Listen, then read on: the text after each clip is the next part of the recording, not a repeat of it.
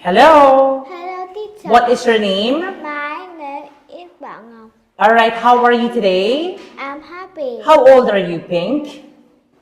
I'm 6 years old. Okay, let's proceed for this one. Look at this picture. They are at the beach and the boy is fishing, right? What is the boy doing? Swim. Okay, now, Pink, can you run? Yes or no? Yes or no? Can you run? Yes. All right. Now, how many fish are there? 2. Okay, are there 5 boys in the picture, Pink? Yes or no? No. Okay, now, what is it? Elephant. What word starts with letter F? Food. Good job. What can the kangaroo do? Jump.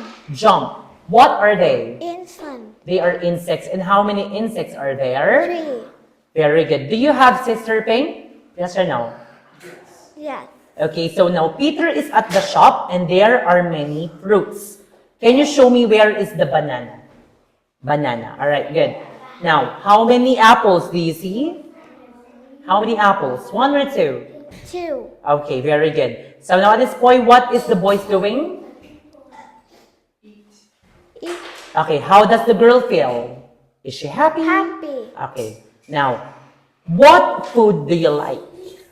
I like apple. Now at this point, how many orange do you see?